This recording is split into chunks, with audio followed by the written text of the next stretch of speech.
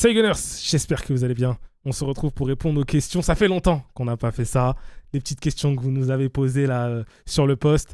J'ai appelé mon frère Rafsou qui est là. Comment il va? Ça va très bien. Ça va très très bien. On a vu ce qui s'est passé récemment, donc Oui. ça va très très bien. On va pouvoir répondre à tout ça tranquillement. Les gars, dites merci à Rafsou vraiment parce que je lui envoie un message à 1h du matin en mode hey frérot, t'es dispo demain? Et il est toujours là, toujours il répond présent. Donc voilà, dites merci à Rafsou quand même dans les commentaires. Je compte sur vous. Installez-vous confortablement, on s'abonne, on like comme d'hab, une petite intro, on est parti.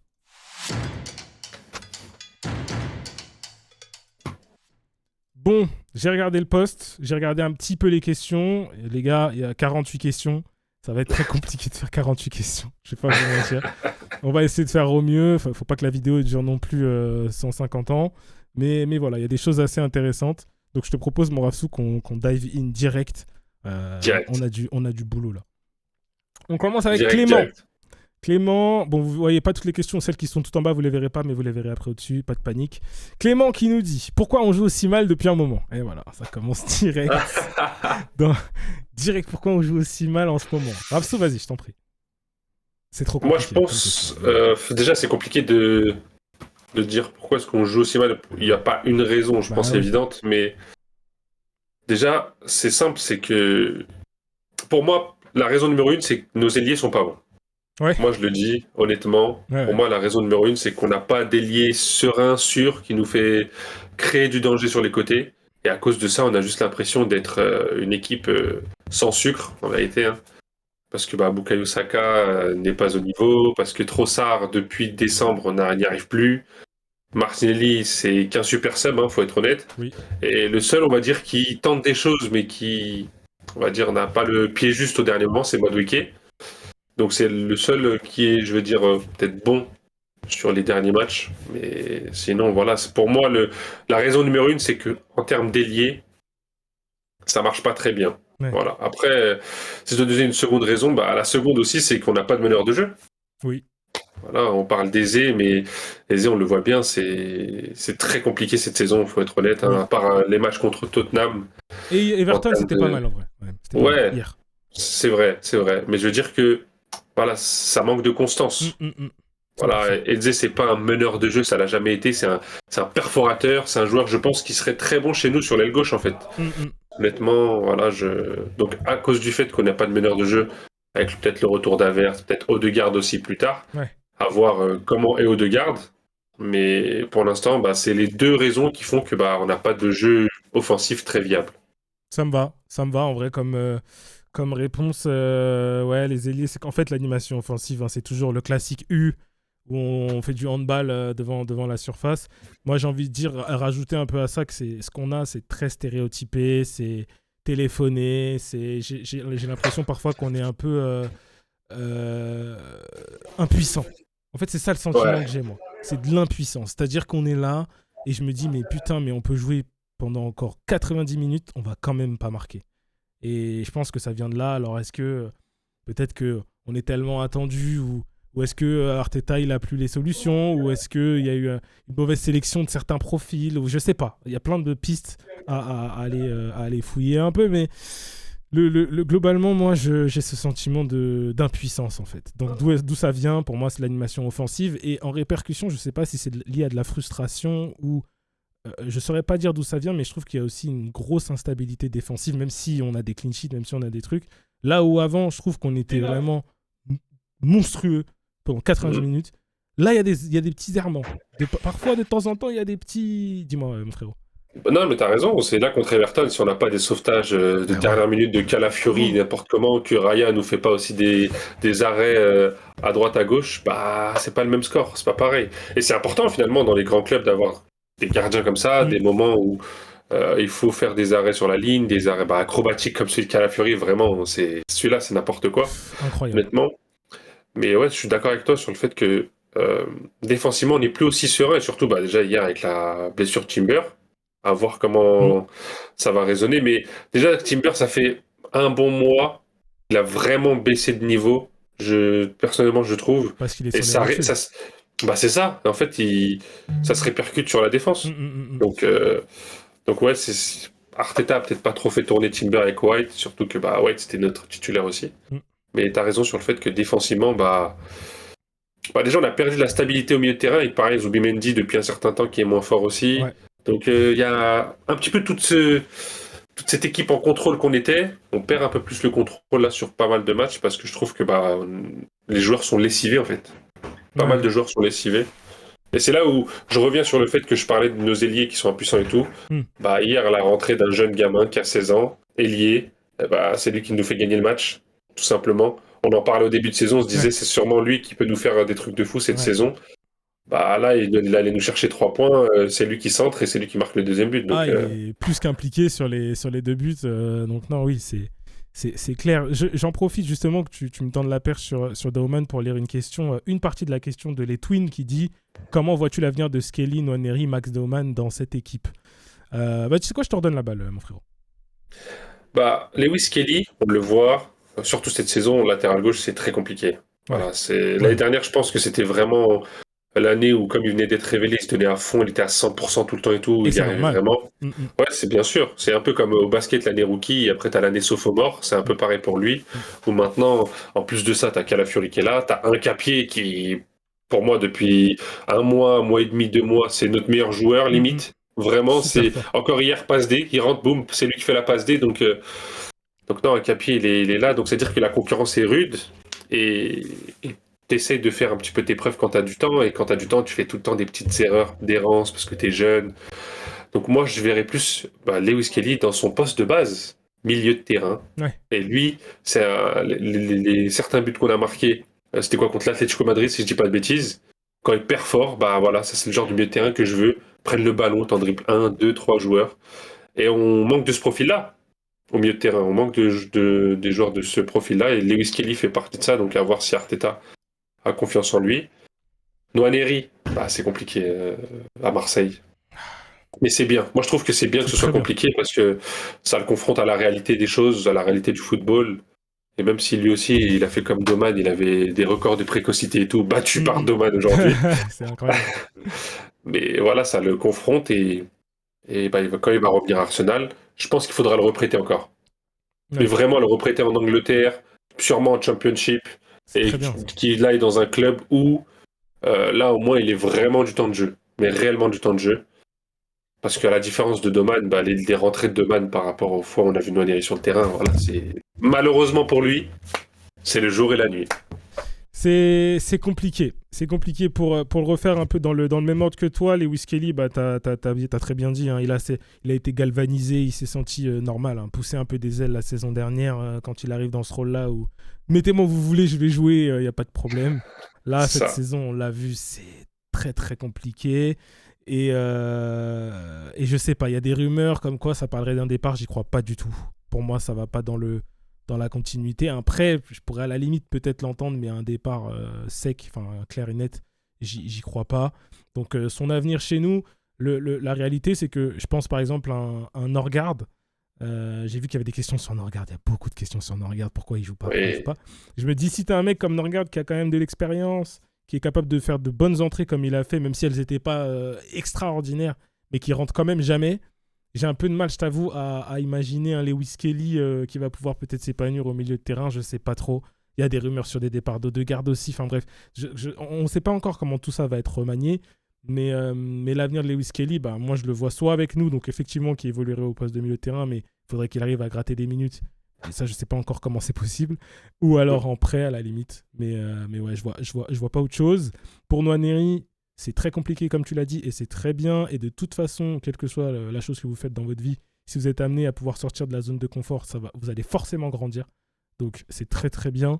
On s'attendait à ce qu'il soit sous des herbiers au final. Bref, vous avez suivi comme moi. Donc, pourquoi pas le prêter en Championship.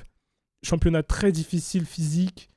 Tu restes en Angleterre, ça peut être très bien. Ou alors dans un club un peu moyen de PL, ça peut être aussi excellent. Hein, qu'il ait vraiment un maximum des minutes.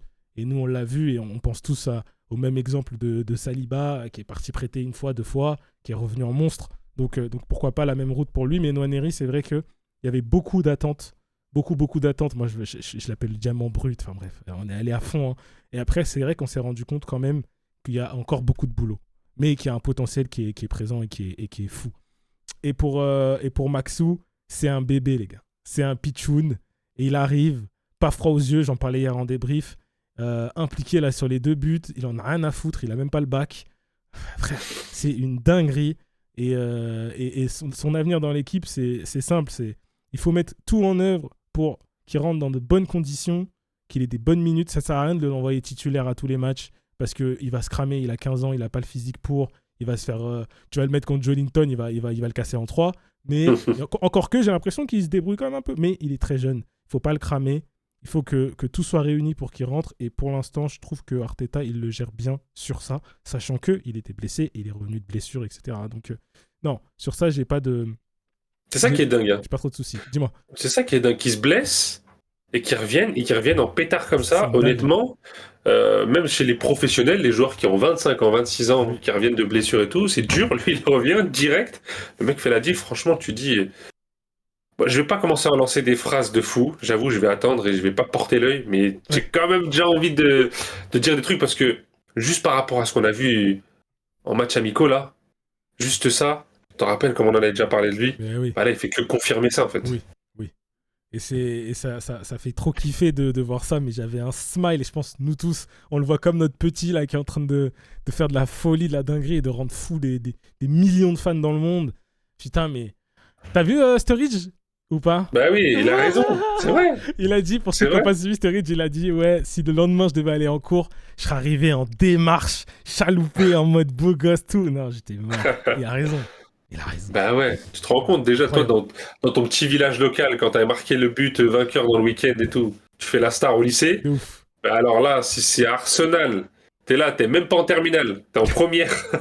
T'es même pas en terminale, t'es en première, tu passes même pas ton bac cette année. Tu passes juste ton bac de français ou lui là-bas, bac d'anglais, tu vois. Ouais. Des euros. Franchement, non, grande démarche de dingue. Ah, je te jure, me parlez même pas. J'aurais été insupportable. Je te jure. Non, je regardais un peu en même temps les questions. Les gars, vous avez vu, j'essaie de faire un peu de cohérence dans les questions. On parlait un peu de ce dont il pouvait nous manquer ou pas. Ou moi, j'avais commencé à lancer cette petite piste-là parce que je voulais t'amener là aussi, Rafsou, par rapport à l'identification des profils et tout. On va pouvoir en parler aussi avec la question que tu avais posée, parce que tu as posé une question, ça va être intéressant. Non, Emeric qui nous dit « Je sais que ça fait tôt, mais quel joueur pour toi avons-nous besoin au prochain mercato ?»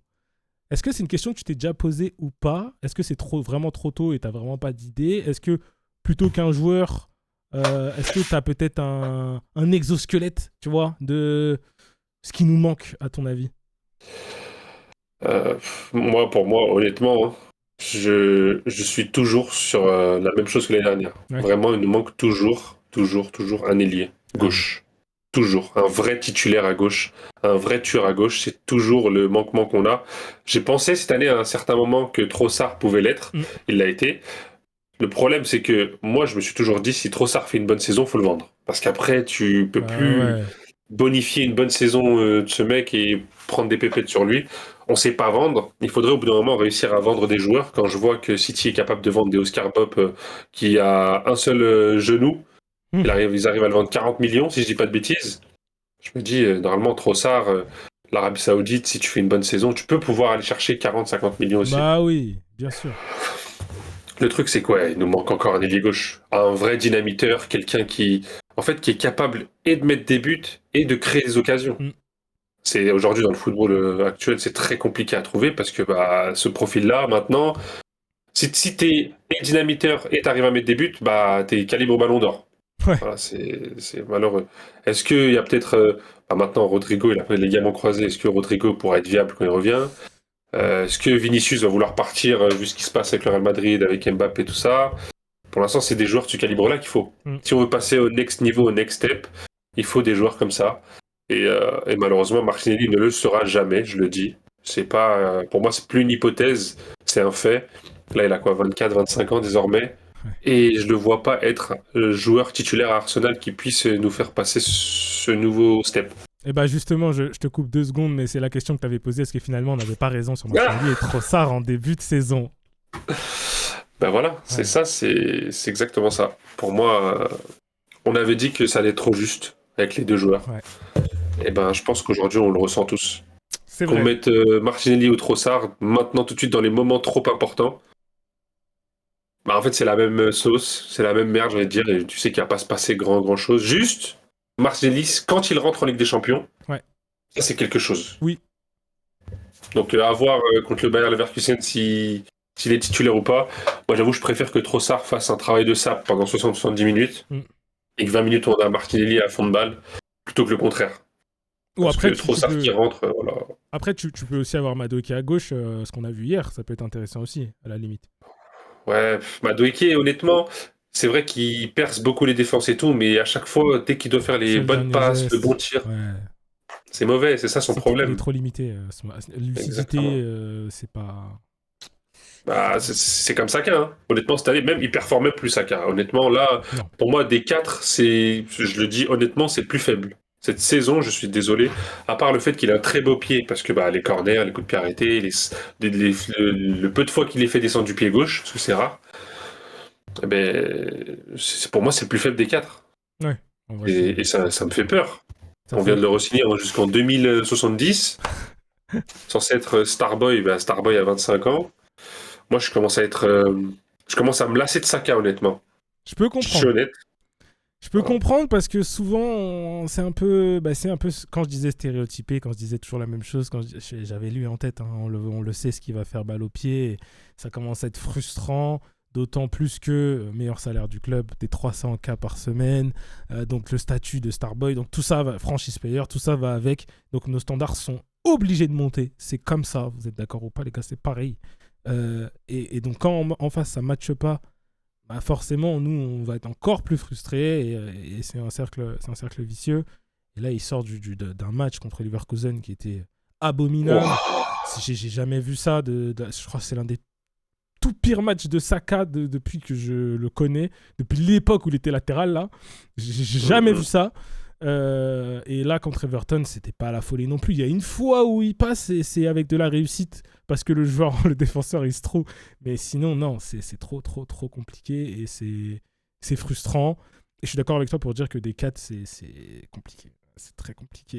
Sa saison elle est pas bonne. Là Casemiro, là, on fait la vidéo juste après United, Casemiro marquait plus de buts que Saka. La réalité elle est là.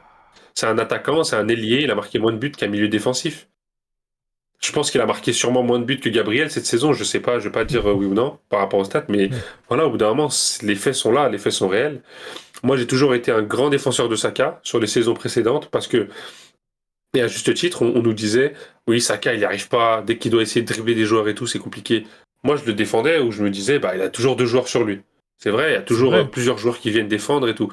Cette année, on peut dire ce qu'on veut, il y a moins de joueurs sur lui. Oui. Les joueurs sont sur Gyökeres, les joueurs sont sur que ce soit Eze ou Odegaard viennent aussi sur lui, donc il est souvent 1 contre 1. Il n'y arrive pas. L'année dernière, il était capable de passer Nuno Mendes. Aujourd'hui, il est plus capable de passer Lewis Hall, même si Lewis Hall est fort, mais voilà, je voulais faire la comparaison. J'ai bien compris. Ouais, non, je suis d'accord avec toi sur Saka. Est-ce que après on va finir sur lui, mais est-ce que parce que j'ai vu des tweets. Tu as porté l'équipe pendant des années, tu étais le seul, aujourd'hui ton corps te lâche, mais moi je te lâche pas. Je dit mais les gars, est-ce que pour toi il y a vraiment de ça ou les gens ils sont en train de maxer de fou et ils trouvent encore des excuses? Non, c'est une excuse. Le corps qui lâche à 25 ans, on a vu des Benzema à 32 ans en prime time mettre des triplés contre n'importe qui, donc non, je suis désolé. Et en plus, Saka n'a jamais réellement porté Arsenal à lui tout seul. Honnêtement, il est jamais venu, il a jamais fait 10-10. Il a fait 14-9 le maximum, il n'a jamais fait 15-15 ou 20-20 à la manière d'un Henry. Donc non, porter, c'est que tu as mis au moins 20 buts ou au moins 20 passes D, pour moi, je pense. Enfin, ou 15-15, on va dire. Ouais. Et il n'a jamais été dans cette veine-là. C'est pas un très grand scoreur, c'est pas un très grand passeur. Et il met beaucoup de passes D depuis qu'on a des corners, ce qui est un fait, ce qui est dur à faire. Moi, je souligne toujours que les corners, si on les marque et tout, c'est grâce à lui et Declan Rice. Bien sûr. Parce que ce sont de très bons tireurs. Quand ils sont pas là tireurs, c'est un peu plus compliqué. Ah bah oui. Ouais. Quand c'est Trossard qui tire d'un côté ou quand c'est Madueke qui tire de l'autre, c'est ou Odegaard, c'est pas le même coup de patte. Non, c'est cata. Donc voilà, c'est pour ça qu'il faut quand même souligner ça, mais c'est vrai que c'est pas la chose numéro 1 que j'attends d'un ailier. Un ailier, j'attends qu'il perfore, qu'il aille chercher des occasions, qu'il frappe. Là, mais j'ai revu Bukayo Saka 2022-23, le mec rentrait intérieur pied, poum, poum, poum. Là, honnêtement, il fait caler sur son pied droit, et son pied droit, aujourd'hui, il n'arrive même plus à mettre les grosses frappes qu'il mettait sous la barre. Non. Il n'arrive plus à rien faire. Donc plus, là, pour l'instant, cette saison, Saka, c'est que l'ombre de lui-même. Vraiment. Je suis désolé, hein, c'est dur. Il y en a certains qui vont peut-être m'en vouloir de dire ça, mais il faut être réel par rapport à ce qu'on voit à l'écran. Et aujourd'hui, offensivement, on a beaucoup critiqué Gyökeres. Et Gyökeres, il va bientôt arriver à 15 buts en première ligue. Et je crois qu'il est à c'est ce qu'on attendait au début de saison. Confondu là déjà, Gyökeres. Voilà, hier, le but qu'il met, c'est ça, un but de buteur. Dracro, t'es au bon endroit, tu mets le but important. Moi, j'en ai rien à foutre, t'es nul pendant 90 minutes. Si tu mets ton but, c'est important. Ça me va. Et bah justement, pour qu'on continue, c'est parfait, la transition est toute trouvée. Depuis tout à l'heure, je t'écoute, tu vois. Je lis en même temps les questions et je me dis à quel moment je vais pouvoir caler ma transition. Paf, t'as parlé de Gyökeres. Est-ce que tu penses sincèrement, nous dit Clément, qu'un joueur comme Gyökeres a le niveau requis pour jouer titulaire dans ce Arsenal avec de telles ambitions?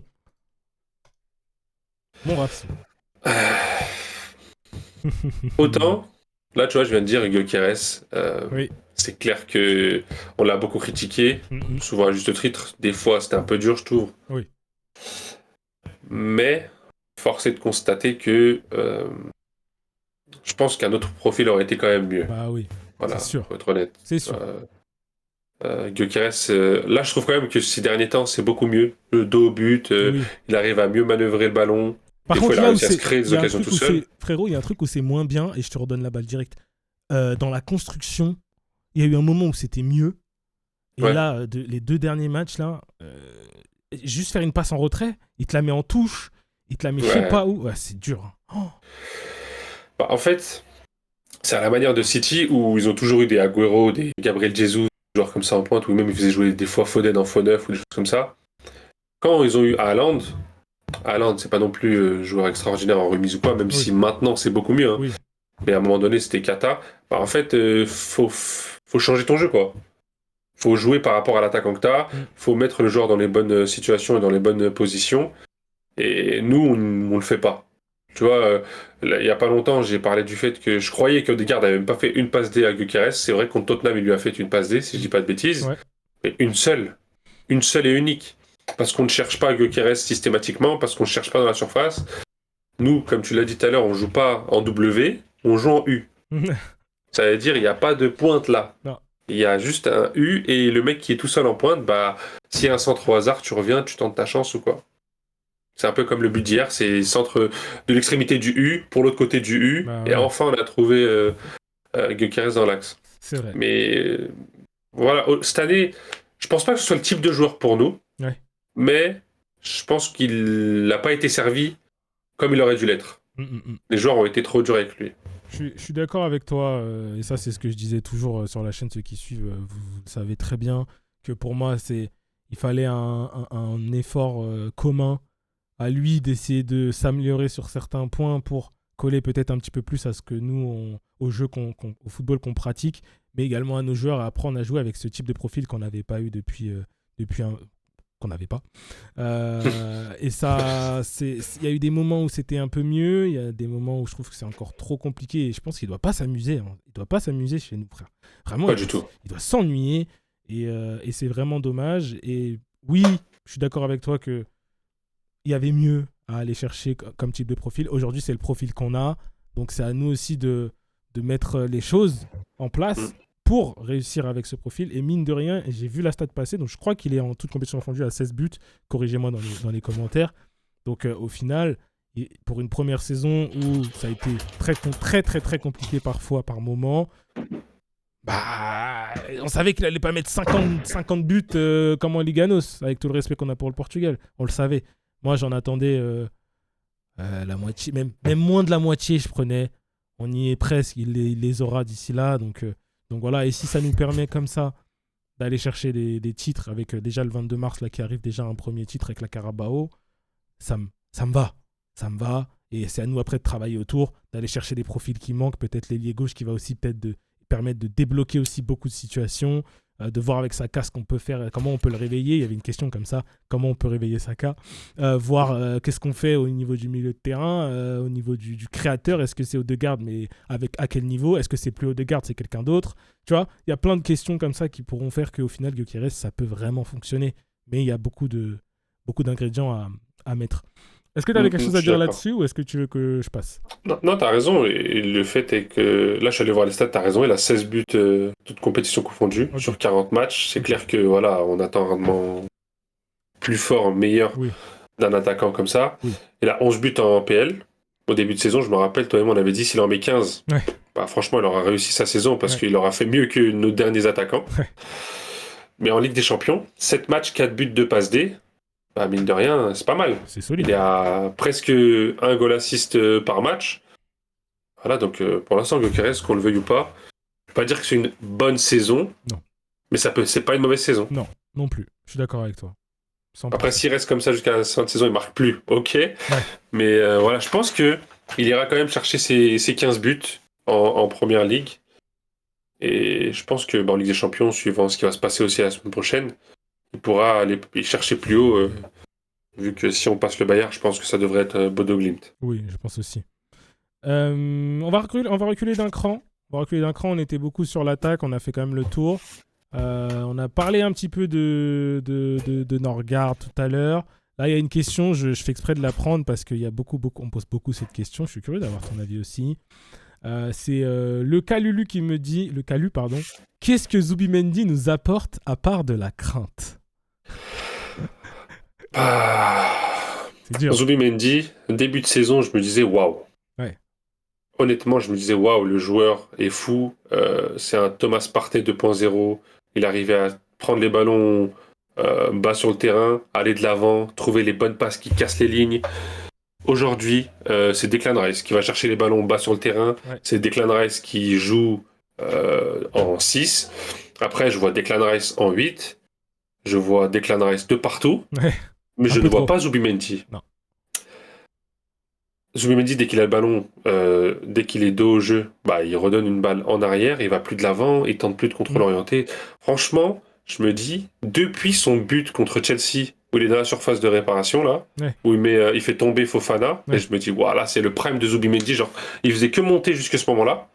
À partir de ce moment-là, j'ai l'impression qu'il a tout perdu. Mais vraiment, et j'ai l'impression que, en fait, c'est un moment culminant pour lui, pour Timber, pour tous ces joueurs-là qui ont baissé de niveau depuis ce moment-là, même Calafiori, qui a perdu sa place pour un capier, il y a eu un turnover où je ne sais pas ce qui s'est passé dans notre équipe, mais Timber, à partir de ce moment-là, a commencé à être moins fort. Zubimendi, là, c'est même pas moins fort, c'est vraiment qu'il est... Franchement, il est cata. Franchement, faut être honnête, il est cata. Calafiori, là, il revient bien enfin, mais il a eu blessure par-ci, il revient blessé à l'échauffement, ça, donc pas très cool. Et un capier a pris sa place et honnêtement au pied levé. Donc là, Zubimendi, en fait, j'aurais aimé qu'on voie plus de Norgard, quoi.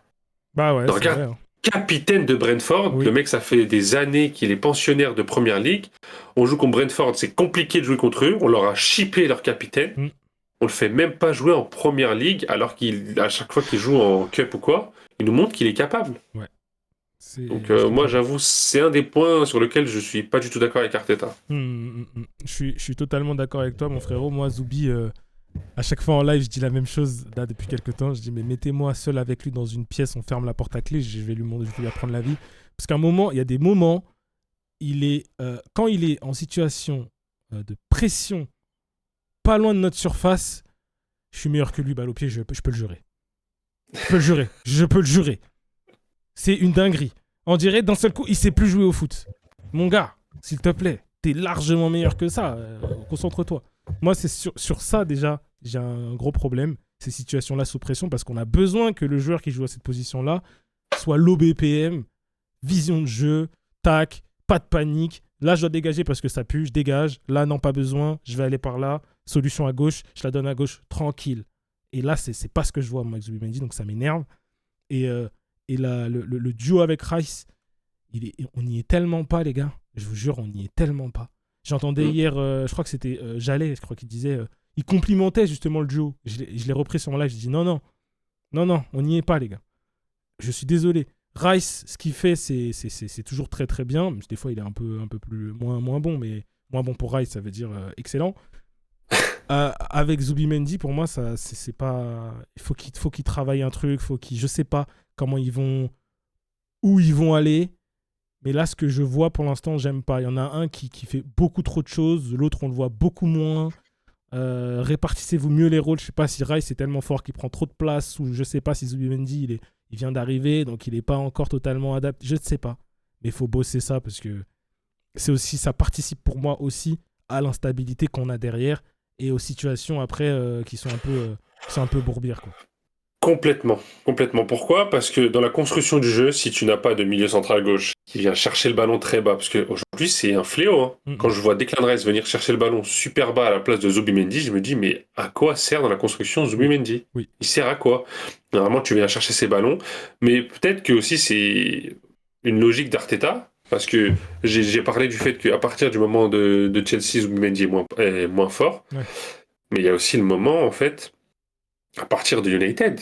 La défaite et la perte de balles qu'il fait dans l'axe pour les remettre dans le match, je pense que ça, mentalement, peut-être que c'est aussi ça qui a joué sur Zubimendi, sur le fait qu'aujourd'hui, Arteta se dit, vas-y, c'est bon, toi, viens plus chercher les ballons bas.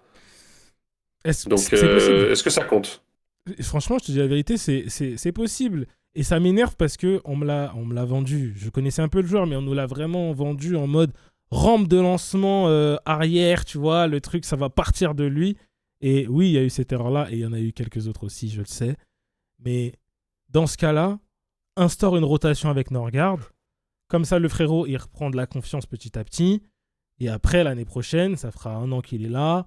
Il aura pris confiance. Il prend pleinement ses responsabilités. Tu peux pas le mettre là. On attend ça de lui. Au final, ça marche pas. Tu le laisses là. T'as un autre gars qui est bon. Tu le mets pas. Et au final, le gars, ce qu'il devait faire, il le fait pas, mais il est quand même là. Les gars, à un moment donné, ça n'a juste aucun sens. Donc oui, il y a des choses où je suis le premier à dire par rapport à Arteta, et on va parler d'Arteta parce qu'il y a des petites questions dessus, après on va pas trop tarder non plus, mais je suis le premier à dire, on n'a pas toutes les infos. On les voit 90 minutes, peut-être des fois x2 sur la semaine, lui il les a toute la semaine. Nous on n'est pas dans le secret des vestiaires. Là, je pense quand même, pourquoi Norgard joue pas ? Là, je comprends pas. Je comprends juste pas. C'est clair, surtout que, mais quand même, les fois où il a joué, il nous a montré des choses, c'était très convaincant. Honnêtement, c'était très convaincant, et je me dis, peut-être qu'il va y avoir de la continuité, le tester dans un match de PL, même si c'est pas jouer contre City ou quoi, fais-le jouer contre, je sais pas, Leeds, contre Nottingham Forest, contre les équipes qui sont censées être moins fortes cette année, en tout cas en championnat. Même pas. Je sais pas s'il a été titularisé une fois, je crois pas. Il a juste rentré des bouts de match, 1 minute, 2 minutes par-ci par-là. Et il n'y a pas si longtemps, je crois qu'il avait juste fait 43 minutes en première ligue. 43 minutes. Je comprends. Quand même. Moi, sincèrement, je préférais le voir titulaire contre le Bayer Leverkusen mardi ou mercredi. Mais 100 fois. Ça m'irait très bien. Hein. Parce que moi, en fait, j'en ai marre de voir Zubimendi et qu'il soit impuni de ses mauvaises performances. Même si ça rentre pas dans une concurrence saine d'un club de football où t'es bon, tu joues, t'es pas bon, putain, je suis moins bon là, faut que je fasse gaffe parce que derrière ça pousse, je vais me donner un... Si t'as pas tout ça, t'es assis sur ton fauteuil, tu vas pas te remettre en question.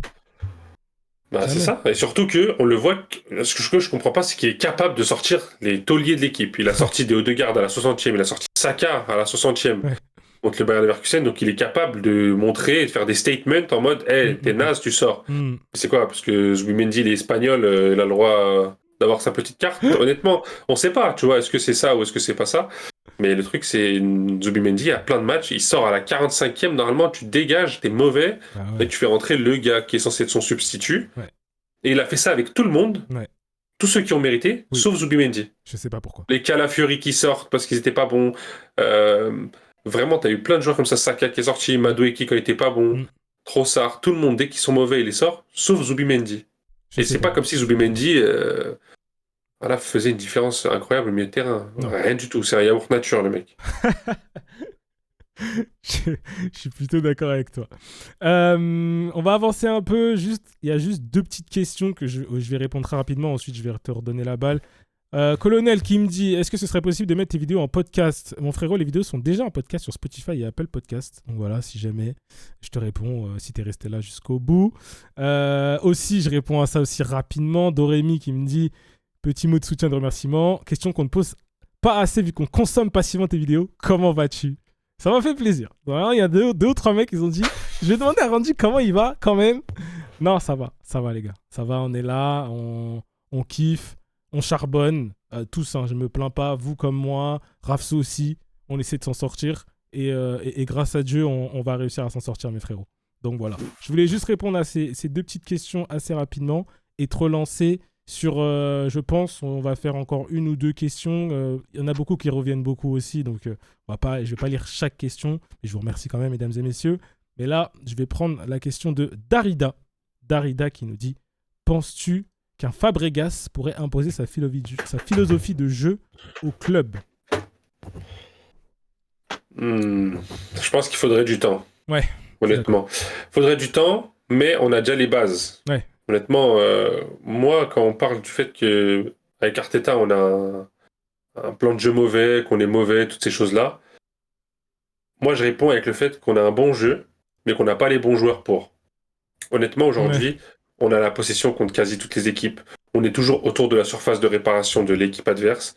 C'est juste que les joueurs ont perdu de leur vivacité d'esprit et aussi de leur excentricité. Ouais. Ils ont perdu cette envie de jouer, de tenter des choses. Et je pense pas que ce soit de la faute d'Arteta. Parce que quand je vois des Madueke qui tentent des fois des choses qui n'ont rien à voir, que je comprends pas, mais ils les tentent quand même, eh ben je jure que je préfère ça à un joueur qui va faire comme Bernardo Silva, qui va faire des crochets, hop, je refais une passe en arrière. Non, Madueke, il y a 3 joueurs, ils tentent, ça passe, tant mieux, on dit que c'est extraordinaire, ça passe pas, bah tant pis, en fait. Et je pense pas que ce soit de la faute d'Arteta, parce que lui tente. Doman, quand il rentre, le mec c'est un feu follet, il tente plein de choses, il tente de dribbler les gens, il tente d'aller provoquer des choses, donc si c'était comme ça, tout le monde ferait pareil.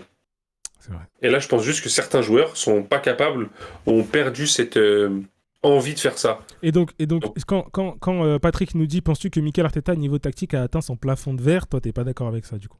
Non, je pense pas. Je pense qu'il a juste pas les joueurs pour faire ça. Ouais. S'il avait un Doku côté gauche, bah Doku, bon, pour moi, Doku, c'est Madueke bis. C'est les mecs qui sont capables d'aller super vite, de déborder et tout, mais qu'au moment où il doit faire la bonne passe, au moment où il doit faire le bon tir, ça se trompe tout le temps. C'est ce qui fait que c'est une différence entre ces mecs-là et par exemple quelqu'un comme Vinicius. C'est, pour moi, ils ont la même capacité de dribble que ce mec-là, peut-être un peu moindre certes, mais Vinicius va être capable de des fois t'envoyer une lucarne, des fois de t'envoyer la bonne passe au bon endroit. Donc c'est ça la différence. Et moi je dis sincèrement, on a le même jeu que City, que les City qui étaient aussi des fois horribles à avoir joué parce que c'était 75% de possession, des passes à répétition, il n'y avait pas de frappe, il n'y avait rien. Nous on a juste les corners de plus, hein, honnêtement. Tu vois, quand City était super fort et tout, c'est parce qu'ils se disaient imbattables, que leur défense était impossible à aller chercher. Contre-attaque, les mecs, il y avait tout le temps tout le monde. Donc pour moi, on a juste le même jeu. Et comme on met des corners, les gens vont se focaliser sur ça et dire ouais, vous cherchez que ça pour mettre que ça. Ouais. Ah non, il y a des périodes où on en met pas mal, des fois on n'en met jamais. C'est vrai. Donc ça dépend des périodes, hein, tout simplement. C'est vrai.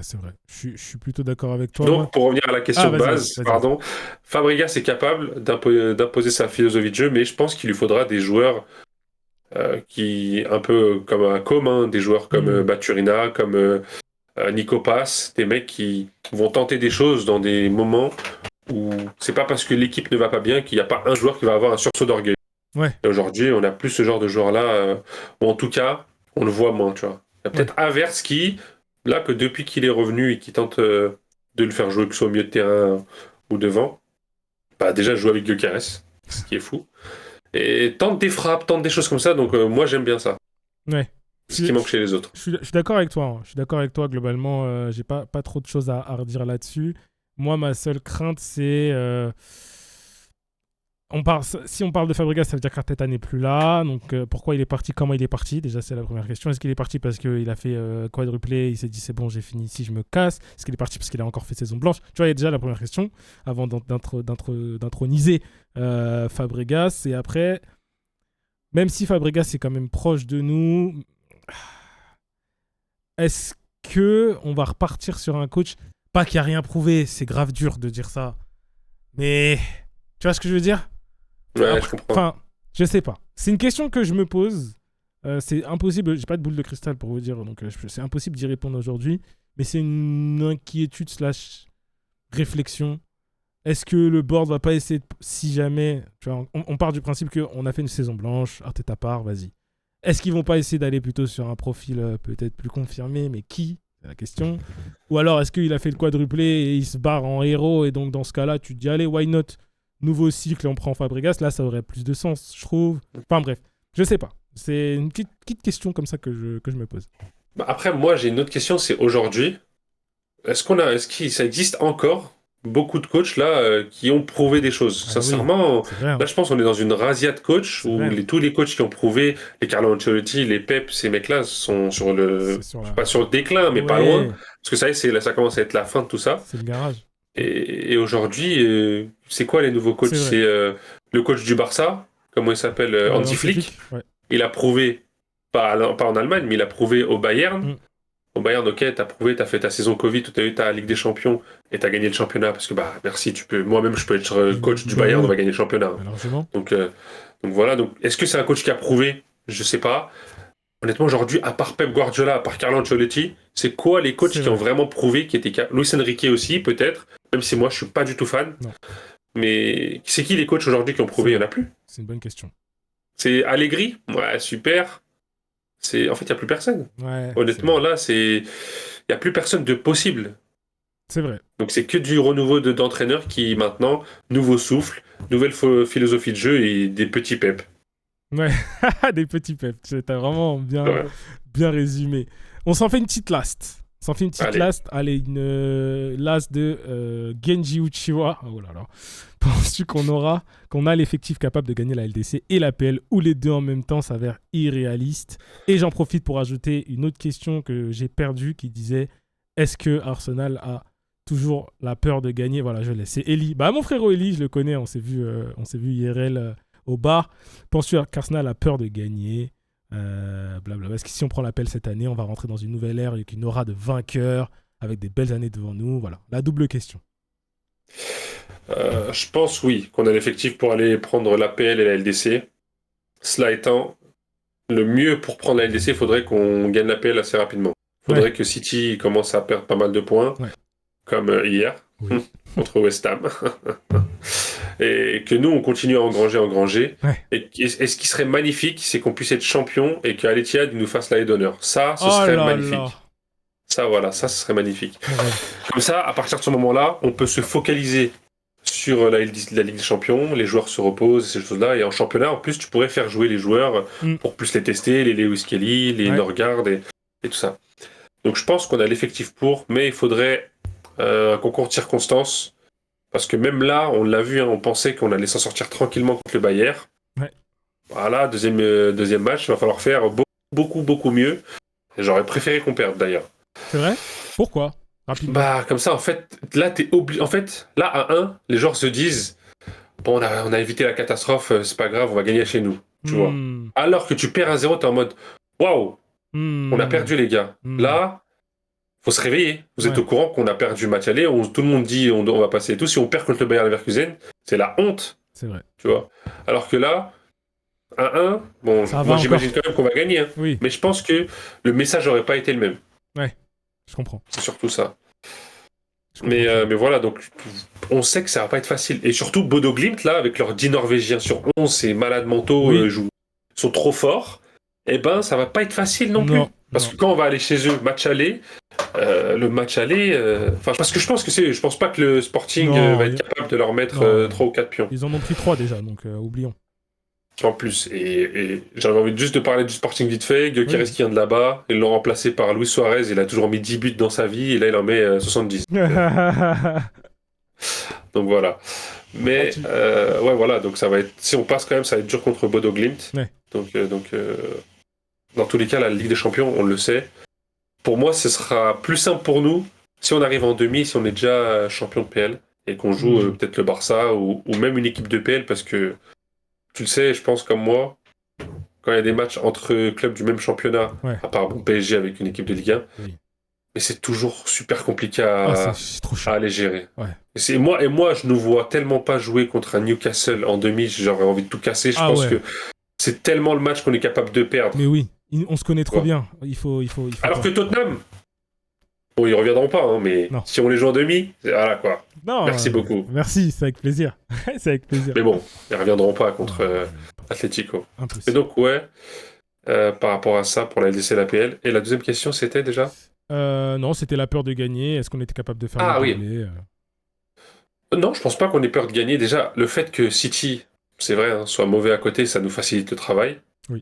Et c'est vrai que si on gagne, je pense qu'on va débloquer un truc. Tu vois, on va débloquer le fait que c'est bon, on va pouvoir jouer libéré de ce poids de on a la PL, les gars, c'est bon. Arsenal n'est plus une équipe de losers. C'est une équipe de vainqueurs. Après, next step, aller chercher la LDC.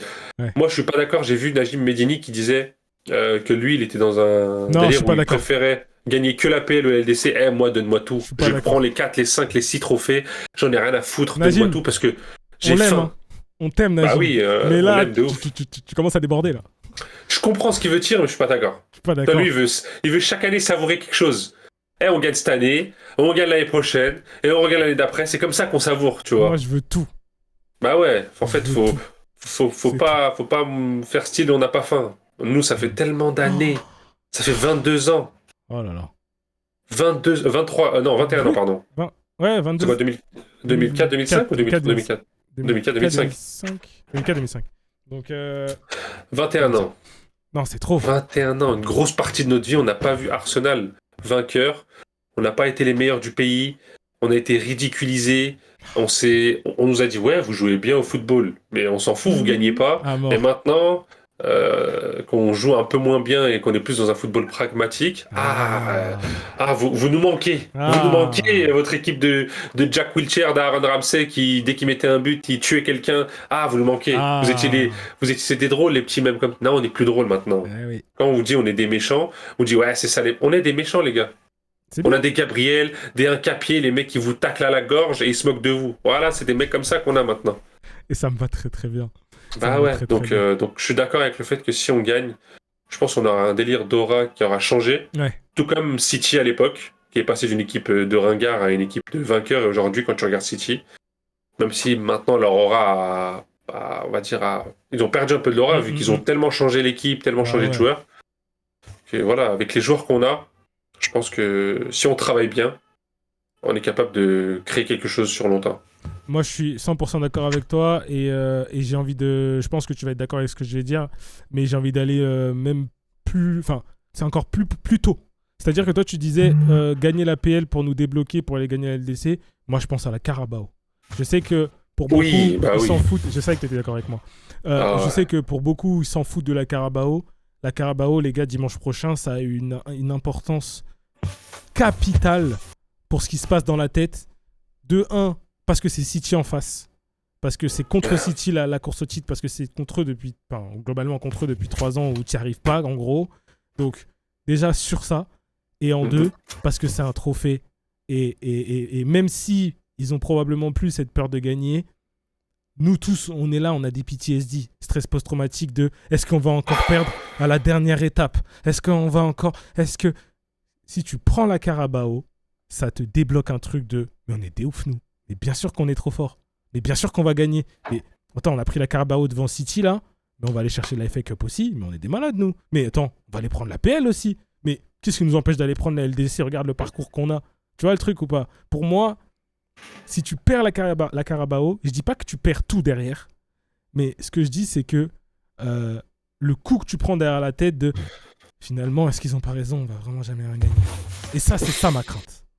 C'est ça ma crainte. Donc après, c'est des professionnels, ils sont suivis, il y a des coachs, coach mental, coach machin, tout ce que tu veux. Mais c'est ma crainte. Ma crainte, c'est que si tu la gagnes pas, tu prends vraiment cette confirmation de non mais ils ont raison, on gagnera vraiment jamais rien, quoi. Tu vois ? Je suis d'accord parce qu'en plus, là, je suis allé regarder un petit peu le calendrier d'Arsenal. Donc là, on joue Manchester City le 22 mars. Ouais, dimanche prochain. On les joue dimanche prochain. Ouais. En finale. Ouais. Ce match-là, on l'a déjà dit il y a pas longtemps, toi et moi. C'est simple. C'est le point numéro 1 de ce qui pourrait se passer par la suite. Si on bat City, là, mentalement, tu les tues. Oui. Je pense, en tout cas, qu'ils se disent, bon, ils sont meilleurs que nous, ils méritent, vas-y. De toute façon, en gros, on n'y arrivera pas, ils sont trop forts. S'ils nous battent, tu peux lancer un City avec Pep qui peut rentrer dans la tête en mode, vous l'avez vu, on les a battus, pas si fort que ça. Là, ils vont revenir chez nous, on va leur montrer, et il n'y aura plus que 3 points d'écart. Et 3 points, vous connaissez, c'est Arsenal. Et Arsenal, ils sont capables de flancher, et patati et patata. Ma crainte. Et ça, c'est possible. Alors que si on les bat, Carabao, on va revenir à l'Etihad, et là, ils vont être en mode, Pep il va être en mode, on va les battre et tout. C'est pas parce que la Carabao ils nous ont battus qu'ils vont encore nous battre, tu vois. C'est pas le même discours. Arteta il va être en mode, bah oui, Arteta il va être en mode, on les a battus les gars. Là, c'est le match pour être champion. Voilà. Là, c'est le match. Si vous voulez changer votre destin, c'est celui-là de match. Alors que t'as perdu la Carabao en finale, c'est quoi qu'est-ce que tu vas faire pour les chauffer? Ils nous ont battus à la Carabao, maintenant on doit les battre et tout. Là, t'as vu, c'est quoi? Je commence avec ils nous ont battus. En fait, je pense pour moi, l'équipe qui gagne Carabao, bah, soit il y aura match nul dans tous les cas là-bas ou quoi, mais soit elle est vainqueur. Je pense pas qu'il va y avoir genre victoire d'une et victoire de l'autre de l'autre côté. Bon, pour moi, ce sera dans la continuité, tu vois. Ah oui. Parce que donc là, c'est clair. Au niveau comme ça, avec autant d'athlètes, c'est dans la tête, les gars. C'est dans la tête. Oui. Donc oui, le discours de ils nous ont battus, maintenant, non, c'est nul. C'est nul. Ouais, en fait, le problème, c'est que c'est tellement proche l'un et l'autre match. C'est quoi? C'est 1 mois d'écart. Ouais, c'est ça. On joue le 22 mars et après, c'est le 19 avril. C'est ça. Donc non, la trêve internationale qui fout la mort, parce que là, on est. Battu. En fait, elle fout la mort, mais je pense qu'elle va nous servir aussi pour recharger les batteries. Ouais.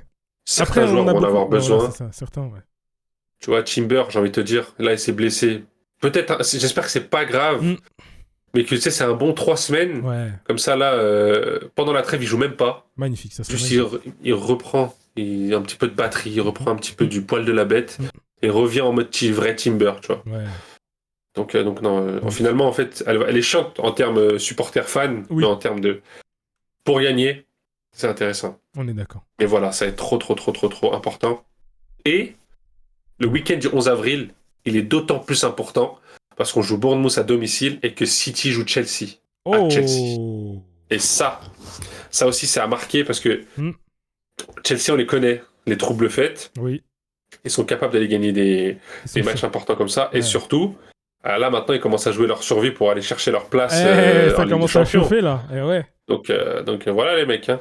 Donc, derrière, il y a le soufflet aussi de Brentford derrière dans le coup, hein. Ils sont que à 4 points, un match en retard. Hein. Donc, qui commence à se bouger un peu les Blues, là, qui nous aident un peu. Pour une fois. Exactement. Ok, bah écoute, je pense qu'on va kill ici. Merci à tous ceux qui ont posé des questions, 48 questions. Les gars, je vous jure, j'ai balayé les questions en même temps qu'on était en train de discuter. Globalement, on a répondu à la majorité de votre question, même si j'ai pas lu votre pseudo en lisant la question, quoi.